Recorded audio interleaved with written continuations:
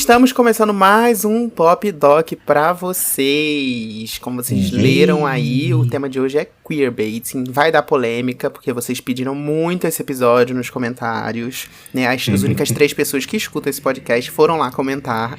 E aí, a gente resolveu, de fato, atender os pedidos. Mas antes da gente começar essa grande polêmica, esse grande TV Fama, eu queria dar um recado pra vocês, que é o seguinte: você que escuta esse podcast, que está escutando a primeira vez, ou está escutando pela 10ª vez, você vai lá no @DocPopcast nas redes sociais, comenta no final do episódio, ou enquanto estiver ouvindo. Muita gente gosta de comentar, porque, eu tô ouvindo, eu sinto como se eu estivesse conversando com vocês. Pois converse. Vai lá nas redes sociais e vai conversando, não tem problema. Comenta lá, classifica os episódios na plataformas digitais, então pode classificar ali com 5 estrelas. Se você achar meio mais ou menos, talvez com 4. Agora 3, 2, 1, por favor, você se retira, nem se dê o trabalho.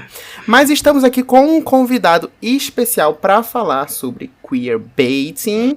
E aí, Gui, tudo bem? Tudo bom, pessoal? Oi, gente, eu sou o Gui Tintel, eu sou blogueiro aposentado aí do It Pop, tô no podcast em hiato, caiu no spam, e sou DJ, sou criador de conteúdo, sou formado em publicidade, sou bissexual, sou preto, e acho que é isso.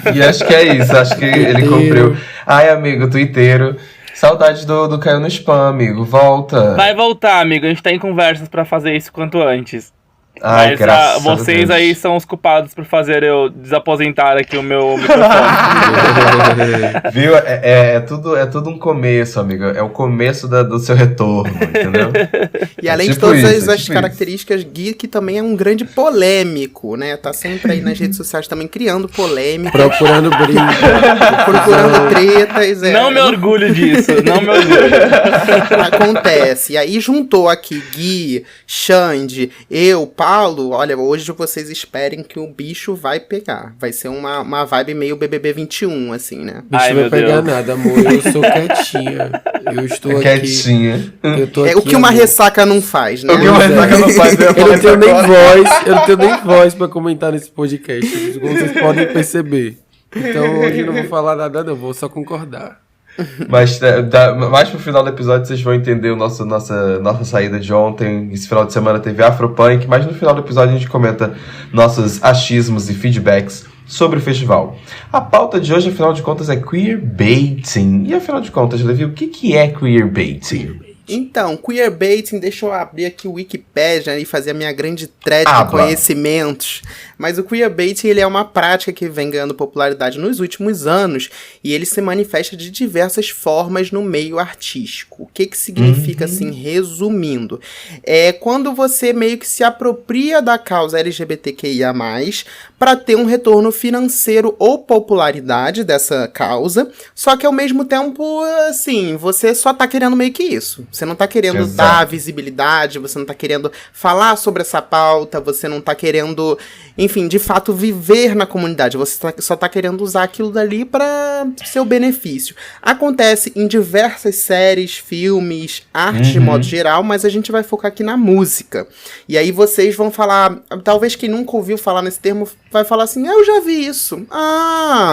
Entendi o que é queerbaiting. E eu acho que as grandes criadoras do queerbaiting, né, a gente pode dizer assim, são as tatus, né, aquelas meninas do all the things you say, all the things you say, all the things you say, all the things you say. Você gostava de tatu, Gui? Gostava.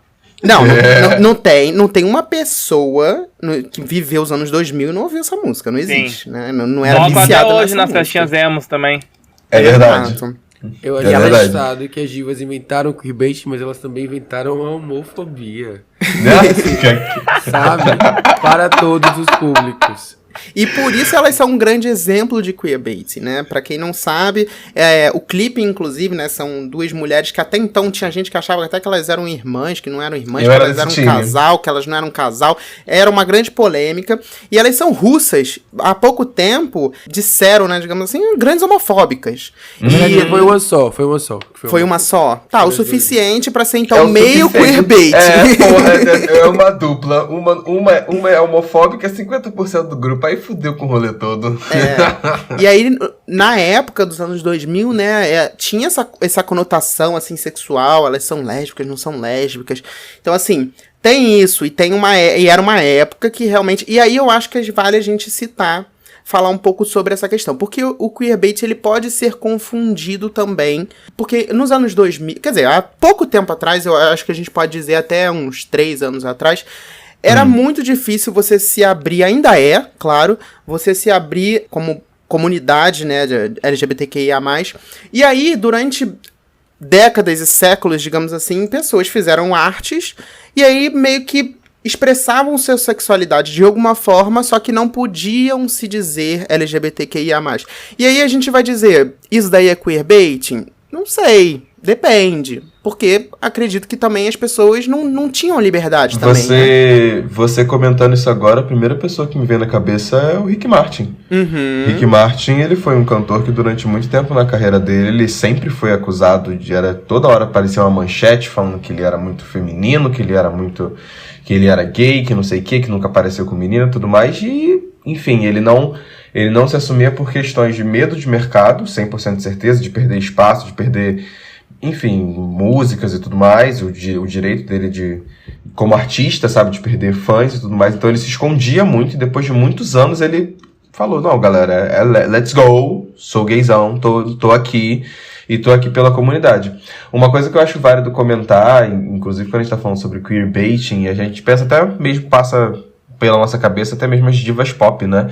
Eu acho que uma coisa importante de ressaltar sobre o queerbaiting é de que muitas das vezes o artista, ele não... Acho que é um termo até chique demais falar isso, né? Mas o artista, ele não advoga pela diversidade ou pelos direitos LGBTQIAP+. Ele não tá ali lutando pelos direitos de espaço, de afeto, enfim, casório, direitos sociais e tudo mais. Ele simplesmente está pegando símbolos daquela comunidade e usando porque ele quer se aproximar da comunidade por questão de dinheiro. Então, toda essa questão, por exemplo, quando a gente pensa às vezes em divas como Jojo Madonna, Todinho.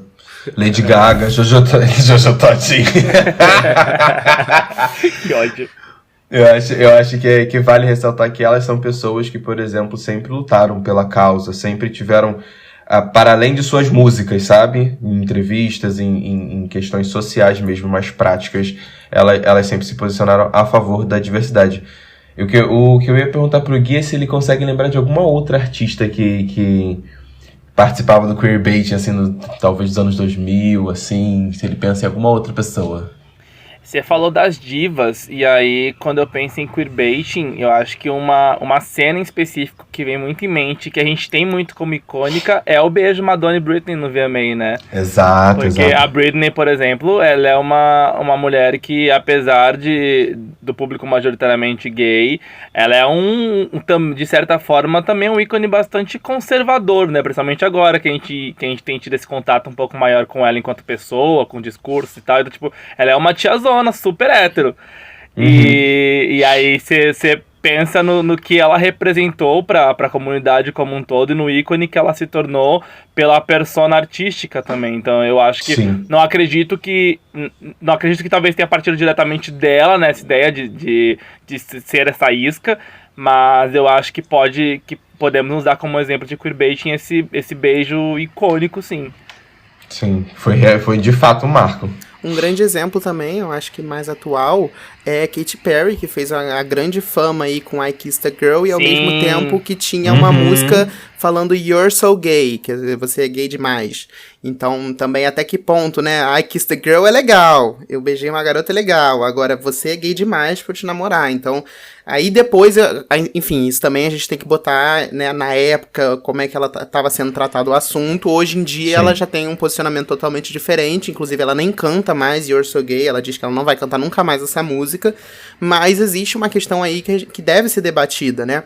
E também eu acho que o queerbaiting às vezes flerta muito com a questão, desse armário, né, que enfim, não gosto dessa expressão, mas da pessoa ali ainda não se sentir à vontade de se expressar, e também com a questão da bissexualidade, que enfim, é sempre uma pauta, é sempre uma questão do 50%, não é 50%, não é, só pega na balada, não pega na balada, os fiscais de bi.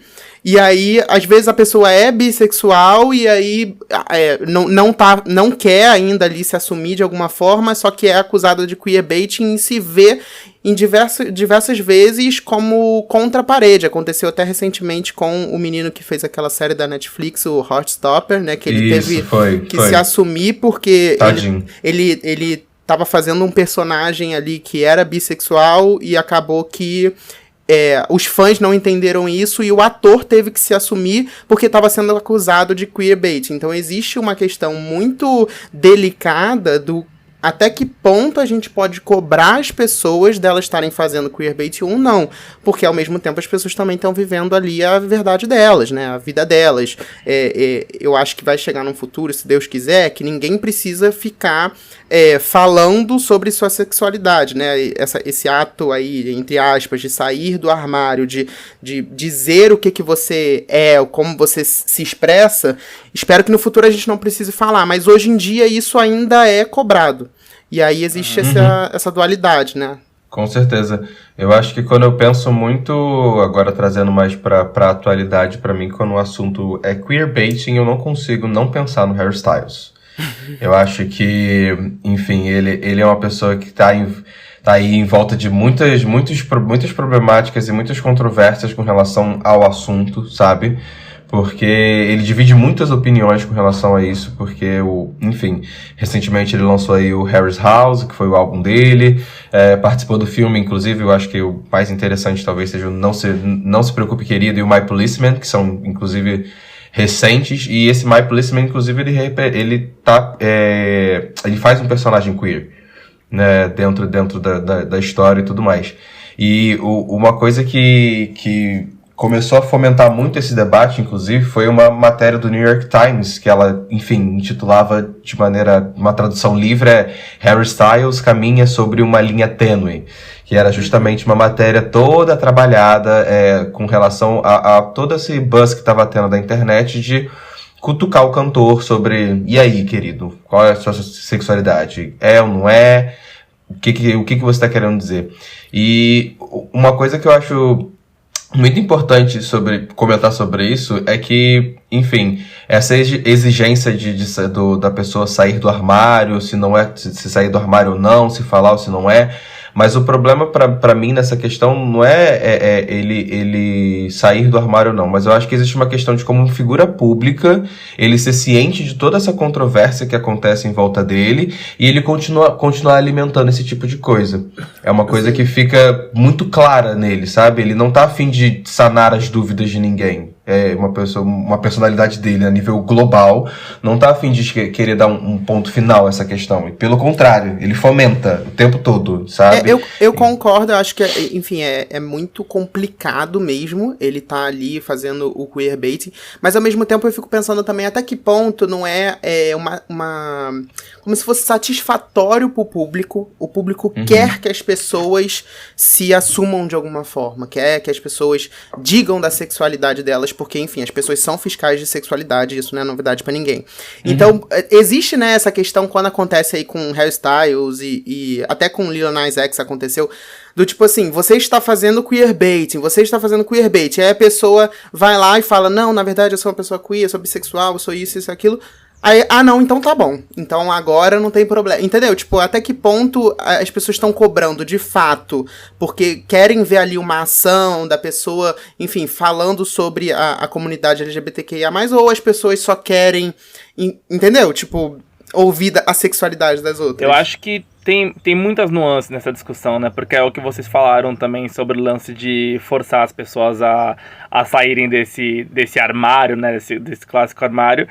E querendo ou não, cada um tem o seu tempo sobre isso, né? Só que daí vem o peso do que vocês falaram mesmo, deles enquanto figuras públicas, que tem uma importância em se posicionar e em falar, tipo, a gente ainda tá nessa época em que é importante dar nome às coisas, é essencial dar nome às coisas, então esse posicionamento é muito importante, pensando na comunidade como um todo e não só neles enquanto o indivíduo.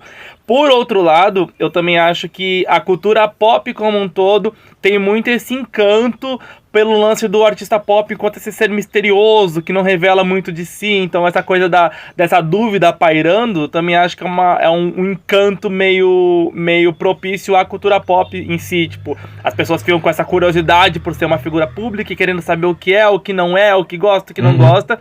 E aí, a partir do momento que a pessoa se posiciona, ou revela o que é, ou sai desse armário, perde todo esse hype, porque tipo, beleza, já descobri, agora vou pular pra um outro que é essa incógnita ainda, sabe? Então, acho que são muitas camadas que a gente tá mexendo aí, e até pensando no artista em si, tipo, porque o queerbaiting, ele tem, então, como base dessa intenção de isca, é lucrar em cima, é se beneficiar em cima. E aí essa dúvida, querendo ou não, beneficia eles, porque eles continuam sendo assunto, né? Porque sabe que a partir do momento que se revelar por completo, muito provavelmente vai ser abraçado pela comunidade e aí vai ser, tipo, meio que jogado de lado pelo outro público. De Sam Smith, por exemplo, é um que depois que se assumiu queer, pode ser impressão minha também, mas eu tenho a impressão de que ele foi um pouco abandonado pelo aquele público mais tradicional dele, que gostava do cara até então hétero, que cantava as baladinhas tristes sobre mulheres, né? Tipo, pra virar um artista gay pop, sabe? Então, eu acho que são muitas camadas quando a gente fala sobre essas pessoas por serem figuras públicas. O que eu penso muito sobre isso é que, enfim, o Harry Styles, ele já deu diversas declarações sobre isso, mas o que eu acho peculiar com relação a ele, por exemplo, é que ele é uma pessoa que abertamente ele sempre comenta sobre isso, sabe? Em uma entrevista, inclusive, da Rolling Stones pro filme My Policeman, eu lembro muito dessa matéria, ele falava justamente sobre o romance que ele protagonizava, ele falava, muito sexo gay em filmes, enfim. Ele sempre falou muito sobre isso, mas nunca chegou a assumir. Então, tipo assim, como uma pessoa que fala tanto não chega a se assumir. E aí, uma coisa de um discurso que ele deu numa entrevista uma vez, que fica meio complicado, e eu acho que tem tudo a ver quando eu li essa coluna da matéria falando, é que, tipo assim, você se assumir LGBTQIA+, como uma figura daquele tamanho, num mundo em que 70 países do mundo ainda criminaliza a homossexualidade, faz toda a diferença, sabe? Então, essas políticas hostis que os países adotam e terem artistas que tomam frente para literalmente querer fazer algo pela comunidade, sabe? É uma coisa muito melhor. Ele tá eu acho que uma coisa que eu me preocupo e que me pensa é o lugar de privilégio, que eu acho que isso acontece, inclusive, nacional, com artistas nacionais, de estar num lugar de privilégio, de poder dizer que, não, eu me sinto à vontade com a minha sexualidade da forma que ela é. Me sinto à vontade de sair com qualquer tipo de pessoa e ficar nesse discurso ambíguo. Não existem rótulos, é isso que eu ia falar. Isso me incomoda bastante também. Isso me dá uma canseira imensa. No caso do Harry, inclusive, teve uma situação, por exemplo, que ele saiu na capa da Vogue, de vestido, e aí o Billy Porter falou sobre isso, porque tudo bem não assumir a sua sexualidade, não dizer com todas as palavras. Ninguém é obrigado a sair do armário, nem nada do tipo, mas eu acho que se você fica constantemente levantando essa bandeira de não me rotulo, não existem rótulos, e aí no final das contas você não dá a cara a tapa, você não fala abertamente, você não traz nenhum benefício para essa comunidade, e aí você assume um lugar de protagonismo também, de colher os louros na frente de quem tá lhe dando a cara a tapa. No caso do Billy Porter, por exemplo, ele passou anos sem conseguir um papel de destaque na TV e no cinema por ser um homem preto, gay e afeminado, sabe? Então pesa. Eu acho que esse é o problema. Tipo, tudo bem não assumir a sua sexualidade, mas assim, você tem que se enxergar dentro do seu lugar de privilégio. E assim, se você não quer levantar a bandeira, não quer assumir, não vai ajudar, também não se beneficia disso, pô. Tipo, sabe? Fica na sua. Isso, fazer questão de deixar névoa, de deixar indefinido. Fazer questão disso, entendeu? É isso que é foda, sabe? E quem eu acho que aconteceu a mesma coisa que aconteceu com o Sam Smith, que o Gui citou aí, o Lil Nas X também, que tem, assim, minha impressão também, ele tem sido negligenciado. Eu não sei se, na verdade, não é minha impressão não, eu acho que é fato mesmo. Ele foi boicotado por diversas premiações, BET, Grammy, justamente a partir do momento que ele se assumiu, né? Como pessoa LGBTQIA+. Então, também tem exatamente essa questão. E quem eu vejo também, por um outro lado, que sofre uma pressão e que às vezes até, cara, eu acho extremamente delicado, é o Shawn Mendes. Que, assim, de alguma forma eu não vejo que ele faça queerbaiting, só que as pessoas ficam cobrando ele como se ele fizesse, mas na verdade por puro sadismo, porque as pessoas só querem saber da sexualidade dos outros. Porque eu não vejo... Eu acho que a questão dele, inclusive, pra mim, às vezes é um buraco até mais embaixo. Eu acho que as pessoas estão tão acostumadas com essa figura do artista pop, no sentido, vamos dar um exemplo aqui, Justin Timberlake, que é o macho, é o pegador, é o homão, é o que chega, que quando eles se deparam com um artista pop, que, enfim, ele... Ai, fugiu o nome dele agora da cabeça. O Shawn Mendes, ele não tem essa postura. Ele é muito mais garotinho, ele brinca com uma certa inocência. Ele também tem um pouco ali da sensualidade, mas ele brinca muito mais com essa questão da inocência. E às vezes eu acho que o que acontece com ele é que a galera fala assim, é delicado demais, saca? Tá fazendo um padrão de masculinidade, né? Isso, exatamente isso. E as pessoas são muito maldosas. Às vezes, assim, ficam acusando ele de queerbaiting só pela forma que ele fala. Assim, é surreal. Ele vai numa premiação, apresentar uma categoria, aí pronto, aí começa um... Assim, eu não sinto que ele usa a causa. Ele já falou algumas vezes da causa LGBTQIA+, como um artista pop tem que citar, né? Tipo, tem que falar sobre isso, até porque geralmente são os maiores apoiadores e fãs. Mas eu não vejo que ele usa isso pra fazer um clipe, pra fazer uma música, pra usar, pra ganhar dinheiro de alguma forma. Ele só cita como uma comunidade dos fãs dele que ele acha que ele tem que defender de alguma forma, e é isso.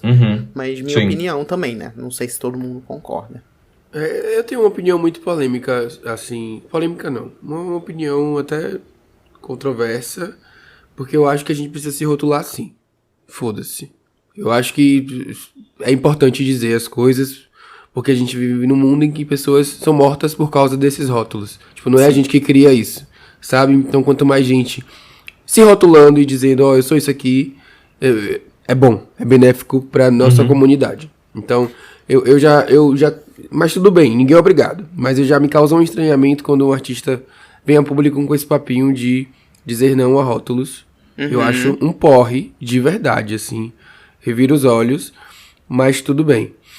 E para além disso, eu acho que fica muito nítido quando esse artista traz algum retorno para a comunidade LGBT. Por exemplo, o Lil Nas X, a partir do momento que ele se rotulou, que ele se declarou como um homem gay, ficou nítido tudo que ele traz de retorno para a comunidade de homens pretos e gays. Assim, em termos de impacto, de popularidade, de causar uma discussão, de levantar uma bandeira no BET, tipo, como o Xande falou, ele sofreu boicote. Tem vídeos da apresentação dele, da galera revirando os olhos enquanto ele tá se apresentando no BET, que é uma premiação de hip hop, é a mais importante que a gente tem. Então, fica nítido. E aí, no caso do Harry, qual o retorno que o Harry traz pra comunidade, sabe? Tipo, não enxergo. Trazendo aqui, por exemplo, do Brasil, Pedro Sampaio, qual é o retorno que o Pedro Sampaio traz pra comunidade LGBTQIA+. Pedro Sampaio e Vitão, né? Além de ganhar uma notinha, sei lá, no Choquei, no Alfinetei. Pedro Sampaio dá a entender que é bi. Sabe? Eu acho que isso fica muito nítido. Então, pra mim, é uma questão muito clara nesse sentido. E não é entrando em as pessoas são obrigadas a se assumir ou não, porque eu acho que isso aí já é uma outra seara. Sobre o Pedro Sampaio e Vitão, eu acho que tem uma diferença de discurso entre os dois, muitíssimo sucinta, mas que ajuda a gente a separar um pouquinho os campos, que é que o Vitão, eu vejo ele mais nesse discurso ambíguo, da ideia do não quero me rotular, não quero me prender a nomes, eu posso amar todo mundo, etc. E o Pedro, depois das pessoas terem reclamado dessa posição mais ambígua, ele falou sobre o tempo para essa descoberta, que todo mundo tem o seu tempo e tal. Então eu sinto que ele deixou um pouco mais aberto essa ideia de que talvez ele ainda não tenha se entendido, então tá nesse processo de descoberta junto com o público. E aí eu acho que essa honestidade ajuda bastante a gente tirar desse campo da ambiguidade proposital, sabe? Que, tipo, uma coisa é você ver que está sendo pauta e você incentivar isso, e você alimentar isso, O Vitão, eu sinto... ao mesmo tempo que eu percebo muito uma questão dele descobrindo essa liberdade consigo mesmo, de brincar com as maquiagens, brincar com as roupas, etc., não sai muito desse campo da brincadeira, sabe? Acho que isso que incomoda um pouco, porque não parece que não tá levando tão a sério a questão quando as pessoas estão pedindo por esse posicionamento.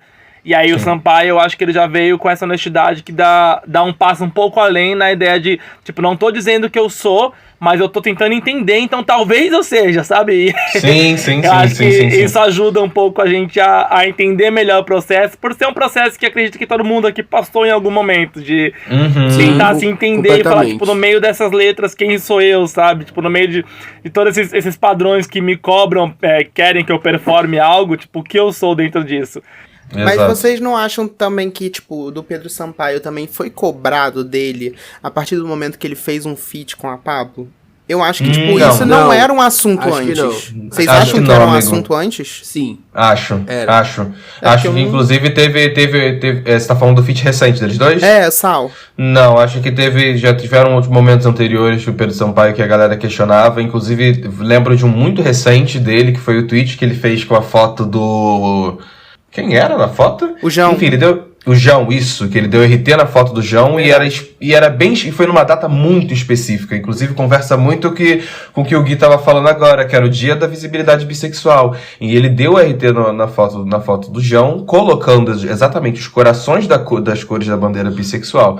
Então, acho que, inclusive, isso conversa muito com o que o Gui estava trazendo agora, de que, olhando para Pedro Sampaio e Vitão, digamos assim, o Pedro Sampaio ele parece estar muito mais num aspecto de estar se descobrindo, né, se conhecendo, muito mais do que querendo deixar as coisas nebulosas e querendo lucrar em cima daquilo, sabe? Mas eu acho que a pauta ela pode ter sido levantada com um pouco mais de vontade depois do feat da Pablo, sim. Tipo, eu vejo muito que os questionamentos anteriores e as suposições vinham muito de uma bolha LGBT ali no Twitter, inicialmente, pra depois do feat da Pablo se tornar um assunto de imprensa, sabe? Tipo, das pessoas saírem matérias sobre isso, perguntarem em entrevistas, porque até então não rolava isso.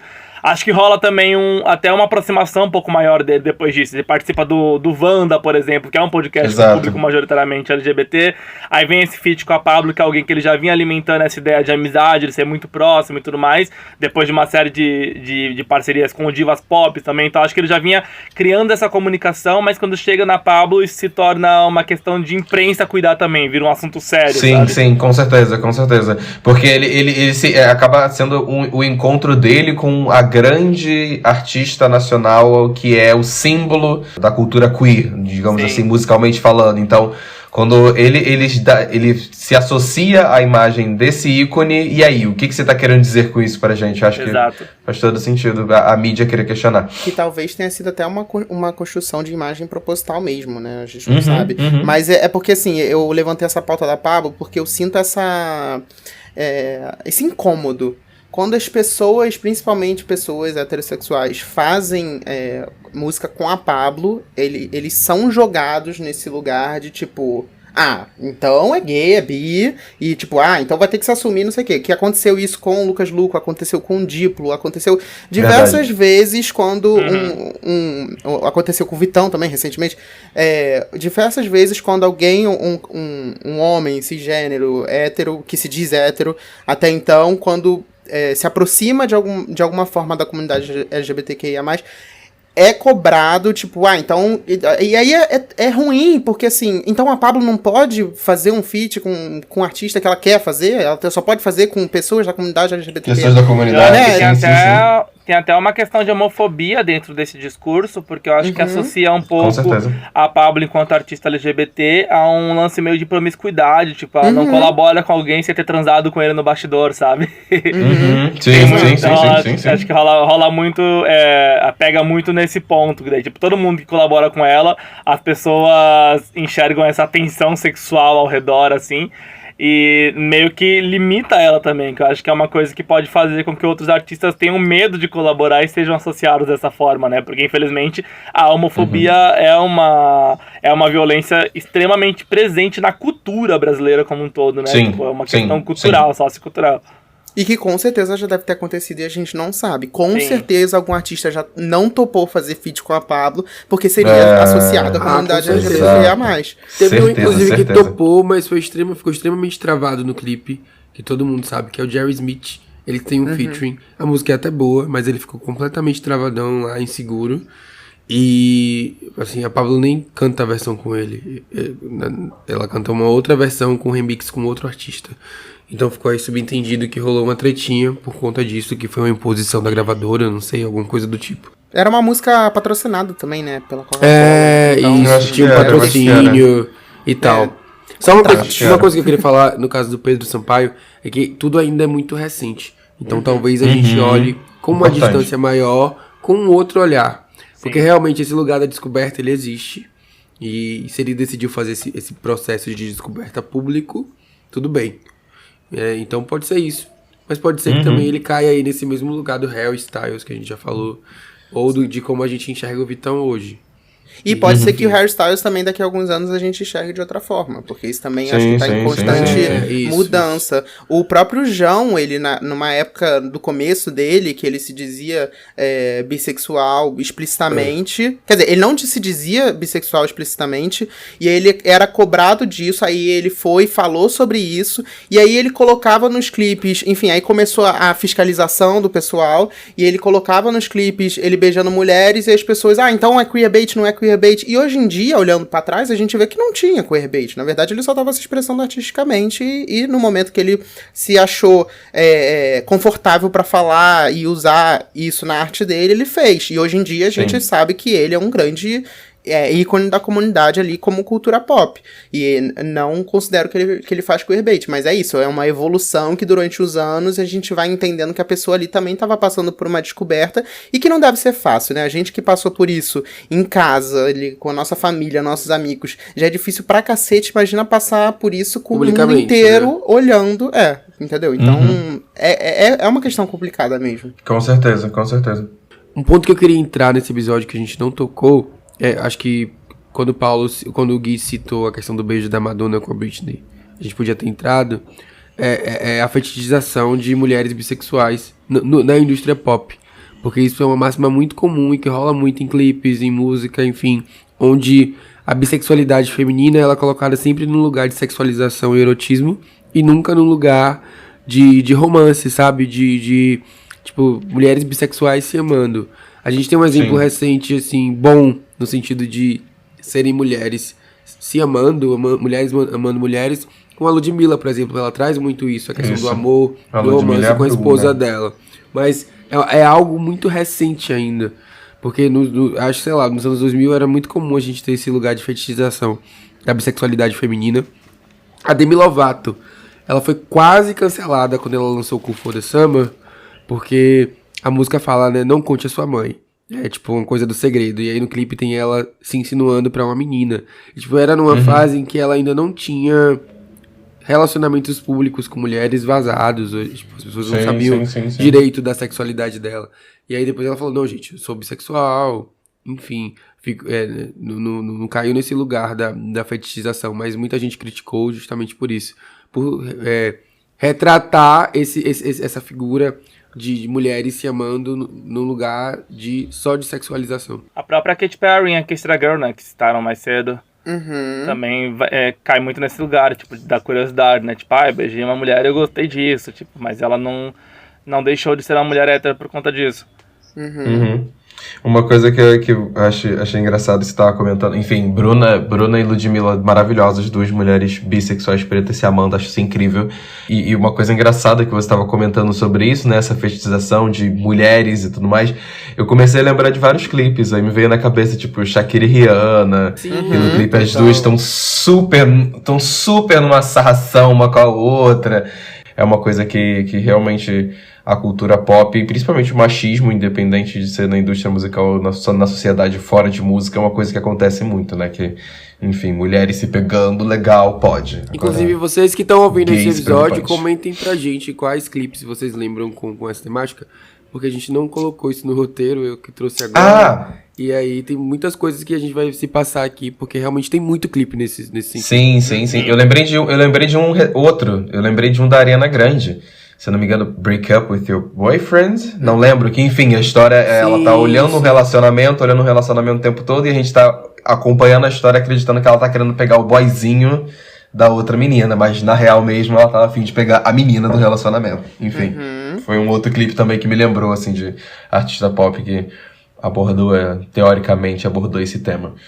E que, mais uma vez, assim, depende muito da forma como você faz e quem você é como artista, né? A Ariana Grande, que sempre apoia aí a comunidade LGBTQIA+, tipo assim, bizarramente, até, enfim, ela tem irmão dela que é super engajado na comunidade, tipo, tem vários projetos. Ela participa, de fato, de iniciativas pra comunidade, exato. Assim, fora de música. Isso que eu quis dizer. Existe essa questão, assim, a gente tem que entender, enfim, o artista, a obra, como é que isso é. Enfim, é uma questão complexa mesmo. Como a gente trouxe a questão da apropriação cultural no episódio recente, a questão do queerbait também é uma questão complexa, que é um debate que provavelmente a gente não vai chegar a uma conclusão nenhuma, as pessoas vão continuar fazendo, mas a gente tem que debater, a gente tem que falar sobre esse assunto e entender. Até porque a gente tá falando sobre um termo que é recente também, né? Queerbaiting não Sim, verdade. Ainda é um termo bem adolescente aí pra gente. E a gente tá falando sobre discussões que mudam o tempo inteiro. Então essa questão, a própria sigla LGBTQIAP+, é uma sigla que está em constante mudança e evolução, com a inclusão de outras pessoas dentro dessa comunidade. E essas discussões a gente tá aprendendo muito em tempo real, né? Então pode ser que hoje a gente tá falando sobre isso aqui, pode ser que daqui a alguns anos esse episódio tem que ser, tipo, deletado, porque tá tudo errado. Sim, é bem possível que sim. Porque entendemos tudo absolutamente errado. Eu acho que os episódios vão ser deletados daqui a um mês, porque eu já falei cara de qualidade. Sinceramente, quando eu for pro Big Brother, eu vou apagar. Eu não vou contar aqui, eu vou apagar. Vai sumir o feed inteiro então, do acho que Pop tem Doc. muito isso. A gente tem que debater essas questões sabendo que a gente tá falando sobre temas que estão em constante evolução e que a gente tá aprendendo isso em tempo real também. Então pode ser que a qualquer momento todas as coisas tenham que ser anuladas para que a gente tenha que aprender novamente, discutir novamente para se entender sobre. E assim, muita gente pode achar que essa discussão é tipo, supérflua, que é tipo mimimi. Mas eu acho que o queerbaiting, e assim, principalmente pro B da sigla, ele afeta diretamente na vida das pessoas, no sentido de contribuir pra reforçar um estereótipo de que a bissexualidade é uma fase, é um momento, é um lugar de confusão. Então, assim, pode ser só um clipe de um artista isolado, tá, mas a gente vive num contexto. Aí você pega todo esse reforço de imagens, de estereótipos, de declarações, e contribui aí pra tornar a vida do B, dos bissexuais, um inferno, basicamente. Sim, não, 100%. Um tópico que eu queria comentar aqui, que eu acho muito válido, inclusive agora quando a gente tá falando de queerbaiting e tudo mais, e é uma questão também até conversa mais com a fanbase dos artistas às vezes, que é o fanservice. E quando eu penso nesse gênero, eu lembro muito do K-pop. O que é o fanservice, Paulo, pra quem não sabe? O fanservice, pra quem não entende muito bem essa definição, é quando é feito justamente para agradar os fãs. É quando os fãs estão querendo alguma coisa de uma determinada produção, quer seja filme, série, música, artista mesmo, e o artista faz aquilo que os fãs estão esperando. É um serviço pros fãs, vamos botar assim numa tradução a grosso modo. E eu penso muito nisso no K-pop, porque eu acho que é uma coisa que, eu não sei, eu acho que existe uma romantização, às vezes, dos fãs de K-pop e eu sinto isso, particularmente, eu não vejo muito entre os grupos femininos, mas eu vejo muito isso entre os grupos masculinos. E nos femininos também. Então let's go. Porque eu sinto que existe muito uma romantização da fanbase. É muito mais, a sensação, é isso que eu tô querendo dizer. É muito mais, eu sinto a fanbase reagindo a querer uma romantização entre os integrantes do que necessariamente os integrantes fazendo alguma coisa que venda essa ideia, né, de casal, de rolo, de romance e tudo mais. E acho que o que acaba acontecendo posteriormente é que de tanto os fãs exigirem ou quererem ou desejarem, enfim, expressarem esse desejo de querer que exista um romance entre os integrantes ali, os integrantes acabam fazendo essas brincadeirinhas em turnê, uma coisa ali, uma fotinha que eles postam abraçadinho, enfim, eu sinto às vezes que, pelo menos até o momento, é a primeira coisa que me vem na cabeça, assim, sabe, de que existe essa questão, às vezes, de que é a fanbase, aqui eu só citei o K-pop como exemplo, mas eu acho que no pop, também no rock, enfim, também vamos encontrar exemplos assim, mas eu acho que existem momentos que, às vezes, a fanbase tá projetando, né, esse queerbaiting, digamos assim. Eu acho que no caso do K-pop, tem também um ponto sobre a indústria coreana ser extremamente conservadora.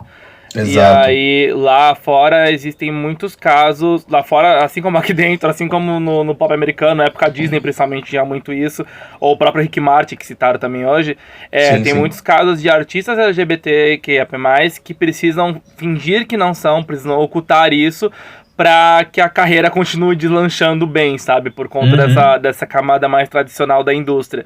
E aí rola, no K-pop, principalmente, rola até lance deles terem que contratualmente namorar pessoas pra desmentir esses boatos, sabe? Exato, que é o que as pessoas, vocês falaram do Shawn Mendes hoje, é o que as pessoas falavam muito sobre ele com a Camila, por exemplo, que era um namoro de contrato, de fachada ali, só pra diminuírem os boatos sobre sexualidade. Então acho que no K-pop, por rolar muito isso, os fãs talvez se apeguem muito a esses pequenos detalhes, por saberem que os integrantes não podem se manifestar diretamente, sabe? Porque eles seriam afetados por conta disso. Então acho que rola muito isso deles, às vezes, exagerarem algumas reações, por acreditarem que seja um sinal, sabe? Tipo, eles querem que a gente entenda isso.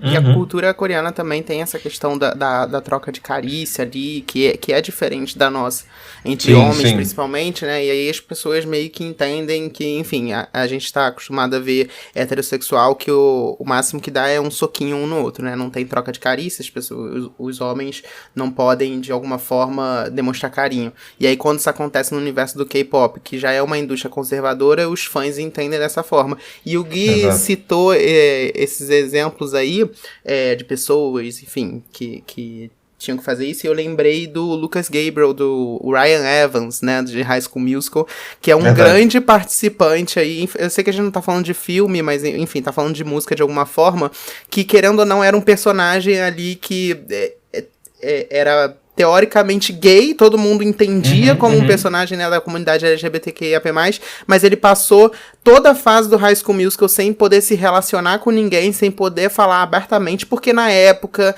a Disney, a empresa conservadora, era um público infantil, e isso foi travado. Então, tipo, um grande representante que poderia ser um representante... Eu tenho a teoria de que se High School Musical fosse feito hoje, o Ryan seria... Ele teria um romance. Abertamente. Seria com o Chad... Porque o Chad é bi. E o Chad ia palmitar. Eu concordo 100% com você, Levi. Eu acho que se High School Musical fosse hoje em dia, não é à toa que todos os protagonistas, se você lembrar, todos eles tinham seu respectivo casal, digamos assim, o único que não tinha era ele, sabe? E vale ressaltar, inclusive, que também que o diretor, criador do filme e tudo mais, depois ele fez uma entrevista em que ele dizia que para ele, o Ryan sempre foi um personagem queer, a única diferença é que ele não podia assumir isso no filme, dentro de um filme da Disney. Igual a J.K. Rowling, Dumbledore também, sacanagem. Que é a louca. Infelizmente a gente tá falando só de música aqui, mas putz, cinema e série, caralho. Eu amo o arco de personagem da J.K. Rowling, porque ela foi de querer colocar todo mundo numa minoria depois que a saga acabou, a ícone da transfobia, né? Exatamente. Ela foi uma montanha russa. Vai entender. Subiu, decaiu. Foi isso. Não contente em lucrar com o queerbaiting, ela ainda vai lá e incentiva depois instituições homofóbicas, né? Ela ganhou. Rainha da versatilidade. Ela quer lucrar de todos os lados, com os queers e anti-queers. E também a gente falou sobre aí a troca de carícias de participantes de grupos, e eu sei que o Xande tá sedento pra citar. E Xande, pode falar, que eu sei que você quer falar. Eu lembrei muito da Cameron, né, que é o chip da Camila Cabello com a Lauren Jauregui, que infernizou a vida da Lauren Jauregui por anos, porque a Lauren Jauregui é bissexual. E ela namorou meninas e, de fato, ela já falou sobre isso, que prejudicou relações dela. Assim, porque elas não tinham nada. E as fãs, completamente delusionais, inventaram todo um chip, e qualquer coisinha que rolavam era uma thread, um textão. É um excelente exemplo de fanbase. Esse é um exemplo de como os fãs, eles podem também ser tóxicos, né, nesse sentido de, tipo, atrapalhar a vida pessoal de um artista por conta dessa pressão pra uma coisa que muitas vezes nem existe. É irreal. Sim. Sabe? A Camila nunca... Eu não gosto dela, mas ela nunca... Ela nunca se declarou nesse tipo. Nunca deu a entender que ela era bissexual ou algo do tipo. Mas as fãs insistem nessa narrativa, sabe? Sim. É um exemplo muito bom de como a fanbase, no caso, atrapalhou a vida de uma pessoa que era queer, né? Que é a Lauren, sabe? Então, que tá na comunidade, mas a fanbase era tão agressiva de qualquer coisa que, enfim... atrapalhava mais do que ajudava a vida da pessoa. Ao invés de pressionar a Camila pra beijar meninas, podiam pressionar pra ela fazer músicas melhores. Pelo amor de Deus. Tem um arco bem parecido com esse da Camila e da Lauren no One Direction também, né? Envolvendo o próprio Harry Styles, que é o Harry Styles com o Louis Tomlinson do grupo também. Isso, inclusive, divide de uma forma radical a fanbase do grupo, das meninas brigarem muito por conta disso, porque tem uma divisão entre as que acreditam no Chip Larry e as que não acreditam, e aí tem fanfics envolvendo os dois, tem montagens, tem tipo, tem fotos dos dois, aí tem fotos dos dois se abraçando, que se transforma numa grande toda uma narrativa de romance isso. ali. E assim como vocês falaram da Lauren, isso também é um ponto que incomoda o Louis, principalmente, de evitar bastante entrevista falar sobre essas coisas, porque acaba, diferente das meninas, acaba que o Louis, ele pelo menos é hétero, e aí pega, eu acho que num ponto de incômodo dele mesmo, de terem uma amizade. Tipo, os dois, eram muito amigos, e aí eles começaram a tentar meio que evitar essas trocas de afeto publicamente, pra não alimentar. É uma coisa que impede, né? Tipo, mesmo, tipo assim, eles como amigos, eles não podem ser amigos publicamente, porque assim, mesmo eles tendo a vida deles, cada um tá aí na sua carreira já há muito tempo, cada um fazendo suas coisas, se os dois aparecerem juntos, sei lá, indo almoçar, indo num barzinho beber, fudeu. Mas nem isso, amigo, basta no palco você olhar um pro outro, que aí os fãs já pegam uma câmera lenta, botam uma música de amor no fundo, um efeito pronto. Fez a fancam ali, entendeu? Eu falo hoje em dia, né? Mas antigamente era isso mesmo. É isso. Assim como a Lauren sendo bissexual e o Harry Styles potencialmente sendo uma pessoa queer, eu acho que pega muito no que a gente falou da Pablo também, sobre não poder ter essa aproximação sem que as pessoas criem essas teorias de romances por trás, né? Sim, exato. Com certeza. Vamos de diquinhas, vamos para as nossas indicações da semana, comentar um pouquinho o que rolou no mundo do pop, da cultura pop, recentemente. Acho que a gente pode começar, inclusive, pelo Afropunk, que foi o festival aí que aconteceu este final de semana aqui em Salvador. Estou aqui gravando em Salvador, que eu e o Xande, nós estávamos presentes nos 2 dias, que foi sábado e domingo. Tivemos aí Baco Exu do Blues, Macego, Ludmilla, Lineker, Margareth Menezes, muitos artistas mesmo. E quero saber, Xande, o que você achou do festival? Então, eu curti bastante. Eu acho que o festival ele mudou de formato para quem foi para a primeira edição e acompanhou essa. Tiveram diferenças muito significativas. Eu acho que essa edição era o que eles realmente queriam rodar desde o princípio, mas não aconteceu na primeira por causa da pandemia, que era um festival, de fato, porque a primeira edição foi uma coisa reduzida, mas eu acho que a experiência em termos de ambientes, foi melhor justamente por ter sido reduzida, no sentido de os ambientes externos, porque eu acho que um festival você tem que ter lugar de interação, lugares, e eu acho que no primeiro foi melhor, nesse não deixou a desejar, tava tudo muito lindo, muito bem feito, mas foi em larga escala, então foi mais para um festival de fato. Eu tive a impressão de que o festival, não vou dizer flopou, mas assim, não tava cheio. Eu acho que a chuva foi um fator. Foi um fator, com certeza. Um grande fator, porque aqui em Salvador as pessoas têm uma cultura também de comprar ingresso de última hora. Então, assim, começou a chover, a galera desanima. Então eu sinto que que não estava cheio o festival como poderia ter sido, que é uma pena, porque eu quero muito que esse festival continue, porque ele é muito bom, muito importante. Sobre as atrações, eu gostei mais do segundo dia, eu achei que foi muito mais animado. Assim, adoro a Lineker, adoro o Emicida, os shows foram ótimos, incríveis do primeiro dia, mas eu sinto que são shows que eu gostaria de ver muito mais num teatro, ou de abertura, não sei, quando eu vou pra um festival eu gosto de coisas tipo Psirico, que é uma coisa muito animada, a Dama, a própria Ludmilla, sabe? Sim, eu curto um som que me faça pular muito mais. Sim, eu acho que é essa a questão, mas em geral eu amei o festival, é isso. Eu gostei do festival, achei que o festival tava lindo, também fui na última edição, o pulo que eles deram de tamanho foi astronômico, antes era uma coisa bem reduzida e eles se jogaram numa coisa gigantesca agora. Os palcos estavam lindos, eu achei bem arriscado, mas ao mesmo tempo foi uma primeira execução. Eu acho que tem coisa para melhorar com toda certeza, tem vários pontos que eu acho que eles podem realmente investir, olhar para trás e falar isso aqui foi legal, isso aqui não foi, isso aqui a gente pode mudar. Pra gente que é do Sudeste, pra gente que tá no eixo Rio e São Paulo, e tem o Lola toda hora, e que tem o Rock the Mountain, que tem o Rock in Rio, principalmente, nós temos festivais gigantes e estamos acostumados a vivenciar esses festivais durante muitos anos, durante muito tempo. Para Salvador se deparar com um festival desse tamanho, começando a trazer vários artistas internacionais, é uma coisa nova. E uma coisa que eu acho que tem que acontecer mais vezes. Eu acho que tem que investir mais e que eu espero que nos próximos anos, 2023, 2024, que seja, que ele possa crescer e com toda certeza melhorar. Porque é uma questão de entender como se faz, como podemos melhorar e ir por esse caminho. Com certeza, assim, tem que ter mais festival no Nordeste, né? Os festivais que acontecem todos, basicamente, ficam se concentrando no Rio e São Paulo, né? Nem Sudeste, Rio e São Paulo.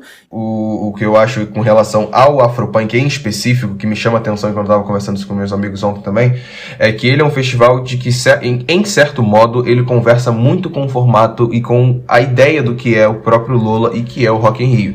O que eu quero dizer com isso? São festivais internacionais que acontecem no Brasil. É um festival que acontece no Brooklyn, um festival que acontece em Nova York, um festival que já aconteceu em Paris. O Afropunk é isso. E ainda com transmissão na Globo, né? Com sabe, uma série de questões. Por isso que eu achei que foi importante. Eu acho que foi importante acontecer, sabe? Também. Independente dos problemas de chuva e tudo mais, foi importante acontecer. Ter a Globo ali aparecendo, ter o Multishow fazendo entrevista, ter artistas internacionais grandes aparecendo ali, e nacionais também aparecendo ali. Então acho que é isso que foi interessante, foi acontecer. Agora assim, bola pra frente. Eu tinha um textão pra soltar nas redes sociais, mas eu nem quis soltar pra não causar polêmica, porque fica uma putaria, vou falar aqui a palavra putaria. Branco não pode ir pro Afropunk. O que é que você acha, Alexandre? O que eu acho? Eu quero que os brancos paguem o meu rolê do Afropunk. Então assim, vocês querem ir pro Afropunk? Vão, comprem ingresso, porque a gente precisa que os ingressos sejam comprados. O festival pra acontecer, ele precisa lotar. Então, assim, se tiver branco no Afropunk lotando o festival, massa. Mas entendam que é um espaço de protagonismo preto, só isso. Exato. Sabe? É só isso. A minha opinião é essa. Não é nada demais. Vão, pagam pelo festival, mas entendam que é um lugar de protagonismo preto. Acabou. Concordo 100% com isso, amigo. Eu acho que não é, o Afropunk não é sobre segregar as pessoas. É sobre entender que é uma comemoração aos corpos e arte preta. E acho que é só saber seu papel, sabe? É só entender seu lugar. Oi, você é uma pessoa branca, você não precisa fazer trancinha, dread, aparecer com uma blusa étnica no meio do festival. Você não precisa. Vai com sua roupinha tranquila. Pretinho básico. Sabe? Isso, um pretinho básico que curte o festival. É apenas isso. E respeite, principalmente, as pessoas pretas que estão ali se divertindo. Então você que é um branco, vai de pretinho básico. Entendi, Xande. Vai com o seu pretinho básico. Foi assim que eu brifei o meu pó, inclusive. Vocês vão ver nas fotos. Ele foi extremamente brifado por mim. Eu falei, você vai usar isso aqui.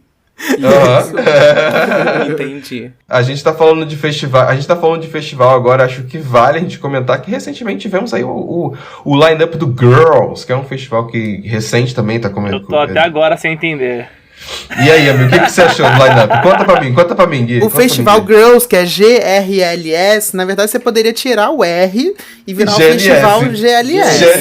É o Festival Gays. Eles fizeram pelos gays o que ninguém nunca fez na história desse país. Eles vão trazer Tinashe. Tem noção? A bichinha vindo como um headliner, gente. Em que mundo, sabe? Em que mundo? Que loucura. Eu ainda tô até agora, ainda compadecido. Do Spotify, ela é headliner, entendeu? Aqui em casa também, Tinashe sempre foi Parece headline. aqueles festivais que a gente faz com os algoritmos do Spotify, sabe? Sim, 100%, caralho! Que tá lá a Tinashe, a Sandy, a Jojo. Tipo, eu tô muito chocado. Jojo é essa que não é a Todinho. Sim, a Jojo, né? Eu acho que eles pegaram os dados da Duda Delo Russo, do Spotify dela, cara, 100%. e fizeram um festival. Eu acho que foi isso. Não, pra mim isso aí foi alguma sacanagem de algum gay designer, não é possível. Sim. A gay designer colocou ela lá no topo do flyer e aí bancou. Jojo, gente, eu sou apaixonado pela Jojo. Eu nunca imaginei que eu teria a oportunidade de conseguir ver Jojo, então assim... Xande, vai ter que assistir Manu Gavassi ao vivo. É o momento de beber água. Uma coisa que eu acho desse line-up, assim, eu sou apaixonado pela Tinashe, adoro ela e tudo mais, sempre quis que ela voltasse pra cá, no caso, e fizesse um show pra ela, porque eu acho que da última vez que ela veio foi só pra fazer abertura pra Katy Perry, se eu não me engano. Um negócio desse. Mas, enfim, é um festival que se propõe, né, a comemorar as mulheres, né, o poder feminino e tudo mais. E, enfim, acho interessante. Não vou mentir, acho uma mistura muito doida, sabe? Você pensar que num festival você vai dar de cara com Alcione, Sandy, Tinashe, Jojo, sabe? Tipo, what? Ludmilla, Manu Gavassi, Margareth Menezes, Raquel Reis, Mariah Angelique e Duda Beat é uma grande... É uma mistura muito doida. Tô muito curioso pra ir no festival agora com relação a público, porque eu acho que é uma galera... Vai ser assim, é um like, assim, muito doido, mas particularmente... Com chocolate, com... Mas eu gostei, E tem a Gayle também, que a gente citou até no último episódio, de ABCDEFU. Ela também está no festival. Então é uma grande mistura, uma grande sopa. E ainda tem mais gente. Vale lembrar, galera, que esse line-up não é o line-up completo, porque tem mais atração pra ser anunciada. Eu acho que vem mais uma headliner aí. Eu também acho que vem mais uma headliner. Cristina Aguilera tá namorando o festival. A galera tá cantando essa pedra de Cristina Aguilera no Girls há muito tempo. Eu tô achando isso muito estranho, mas eu acho que talvez seja ela. Até porque, não, assim, falando a verdade, a gente ama Tinashe, mas Tinashe não segura um festival como headliner sozinho. Ei! Tem que... Não, gente. Não. A gente tem que falar. Brasil. No Brasil, ela não segura. Ela entrega show e performance, beleza, entrega. Mas, tipo assim, de fanbase, vender ingresso pra headliner. Porque o headliner, a proposta do festival é isso, é que ele seja o responsável por levar 50% da manada que tá indo pra... Até mais. Festival, entendeu? Até mais. Tá, Jojo e Tinashe, a gente consegue umas 15 pessoas sim, Paulo. Ai, meu Deus. O festival que vai ser na minha casa. Coloca aí 30 pessoas numa sala e conta pra você ver se não é muito. Pra ver se não é muito. É eu, hein? Exato. E outra coisa que eu, enfim, queria só falar um pouquinho rapidinho, mas que recentemente aí a gente viu a morte da Gal Costa, Erasmo Carlos, o Gilberto Gil sendo xingado também por Bolsominion, enfim, só falar sobre isso, que a gente tá... vendo esses ícones, assim, da música popular brasileira, meio que... enfim, Gilberto Gil, obviamente, não morreu ainda, mas indo, né? Porque as pessoas não estão respeitando mais... Tá matando Gilberto Gil? As culturas... Não, jamais. Inclusive, quero que ele viva muito. Fui no show dele no Rock in Rio, maravilhoso, incrível, maravilhoso mesmo. Mas, não, é só sobre... eu fico meio triste de ver essas pessoas de alguma forma indo embora, porque mesmo que o Gilberto Gil esteja aqui, não está sendo respeitado como deveria, né? O Gilberto Gil, ele deveria ser o maior ícone, ele é um dos maiores ícones do mundo, assim, como músico mesmo. Uma coisa que eu falo, a gente já falou isso no EA Gay, inclusive, o Milton Nascimento, inclusive, também parou de fazer tour, que a gente saiba, tipo assim... Reconheçam e consumam os nossos grandes artistas que transformaram a música pop nacional do que ela é hoje em dia, consumam eles agora, consumam eles em vida. Sim. Inclusive, acho que a questão do Gilberto Gil, principalmente, que eu penso nele, é tipo assim, protejam os nossos, protejam os nossos artistas, que são pessoas que, enfim, se você hoje em dia você consome Anitta, Ludmilla, Pablo Vittar, qualquer, Lineker, Lued Luna, que seja, você consome eles porque esses artistas anteriormente quebraram barreiras, soltaram sua voz literalmente para querer lutar pelos direitos de serem artistas, sabe? De performarem. E teve o exemplo recente também da Elza Soares, porque, enfim, talvez eu tenha me expressado mal, mas só essa sensação de que a nossa cultura, de alguma forma... tá se esvaindo, né? Tá morrendo, assim, de alguma forma, entendeu? Então, enfim, só queria falar sobre isso. Tipo, não vamos deixar essa cultura morrer de nenhuma forma. E vamos pros comentários agora, ler os comentários da edição passada, em que a gente falou de apropriação cultural. A @Bia de Soler, ela comentou assim: vocês arrasaram, em caps lock, com esse episódio. Eu gosto bastante da plataforma e é sempre um exercício curioso ver como o TikTok vem alterando não só a indústria da música, mas como a de conteúdo e várias outras. Não, com certeza, o TikTokzinho aí, brabo do rolê. O @Pedro Madeira comentou assim: todos os momentos lováticos do Ia Xande, eu me sinto extremamente representado, viu? A fanbase do Lovatic tá aqui muito bem representada pelo Xande Santana. Eu não consigo passar um episódio sem citar Disney e o Xande não consegue passar um episódio sem citar Demi Lovato. E exato. Tem que aceitar. Somos 20 milhões de Lovatics, vai ter que aceitar a maior exec da Disney. O Pedro Madeira, inclusive, só citar rapidinho, ele lançou uma música, a primeira música autoral, Chuva, que é um R&B brasileiro gostosíssimo. Vão lá ouvir. Quem gosta de R&B é realmente muito bom a composição dele. E, enfim, fica a diquinha também. @Adbico. Eu fico puto quando me pego cantarolando a modinha que eu fiquei implicado, no caso no TikTok. Eu também. No caso do TikTok, acontece. O pior é quando você fica cantarolando a musiquinha do TikTok e você não sabe qual é o nome da música ou coisa desse gênero. Eu acho que o primeiro estágio é revolta. Primeiro você odeia a música, depois você aceita, depois você adere pelo meme e depois você tá cantando realmente. Tá até, se depender, tá até dançando. Vocês falaram mal de ABCDUF lá no último episódio, agora vocês vão ter que engolir aí a modinha no Festival Girls. Eu gosto dela. Mas a música é maravilhosa. Inclusive, encontrei o Kaique no Afropunk. Ele passou por mim 2 vezes. Ele o menino não tem nem idade pra estar lá, infelizmente. Gente, tem sim, garoto. Eu, hein? Gui, meu amor, muito obrigado por vir participar. Dê suas redes sociais novamente pra quem quiser te seguir e tudo mais. Imagina, pessoal, eu que agradeço o convite. Sempre bom debater esses assuntos. Acho que a cultura pop ela precisa ser levada a sério também. Minhas redes sociais são @GitIntel em todos os lugares. Me acham aí no Twitter, Facebook, Instagram, LinkedIn. Só procurar. LinkedIn, adorei. @GitIntel. Mas é verdade, o Gui veio num episódio super sério, né? A gente não costuma ser tão sério assim, não, tá? Inclusive, gente, se você vê o Gui no line-up de uma festa, vai na festa, porque com certeza vai tocar música gostosa e música boa, tá? Eu tinha lançado aí a campanha Alimente Matinache, Alimente um Tintel também, é só... Alimente um Tintel. Tá certo, meu amor. Meus amores, muito obrigado pra quem escutou a gente até aqui. Não se esquece de seguir nas redes sociais, @DocPopcast, no Instagram, no Twitter. Classifica o episódio, compartilha também e comenta com a gente o que você achou, qual queerbaiting que a gente deixou passar, qual clipe de queerbaiting você lembrou enquanto escutava este episódio. E nos vemos semana que vem com mais um episódio. Beijo, meus amores. Valeu, beijo. Tchau, tchau.